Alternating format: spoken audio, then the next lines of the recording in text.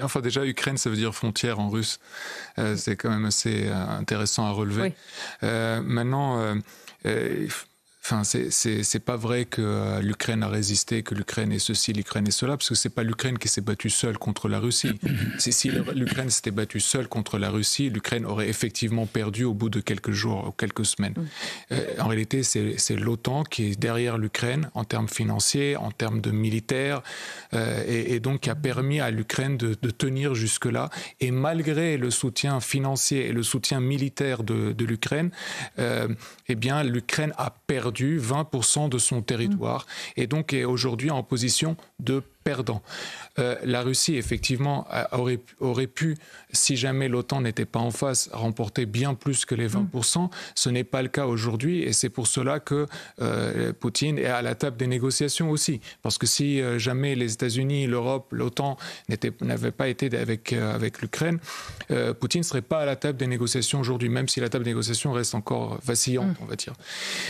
Il y a aussi autre chose, c'est que la Russie commence toujours mal ses guerres. Oui. Dans l'histoire, la Russie, exactement, la Russie, face à Napoléon, elle perdait au départ, face à Hitler, elle perdait au départ, et finalement, dans les deux cas, elle l'a plutôt emporté, même au prix de millions de morts, rappelez-vous, durant la Deuxième Guerre mondiale.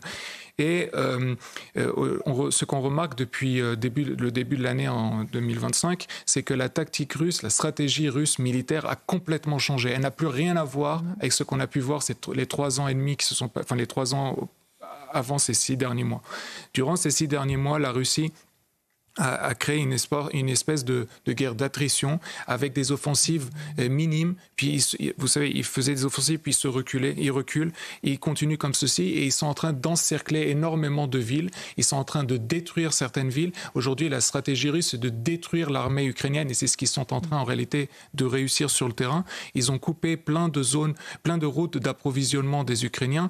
Aujourd'hui, ce que réclame Poutine à la table des négociations, c'est-à-dire la prise du Donetsk, oui, ça serait extrêmement dangereux pour l'Ukraine parce que s'il la prenait par cette voie, eh bien, il pourrait ensuite se lancer sur Kiev si un jour la guerre devait reprendre.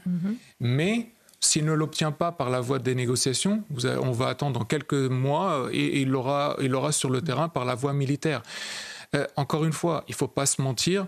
Soit l'OTAN s'engage complètement dans cette guerre, et dans ce cas-là, l'OTAN l'emporte contre la Russie, soit l'OTAN ne s'engage pas dans cette guerre, et alors c'est la Russie qui l'emportera à 20, 25, 30, 35, 40% du territoire ukrainien.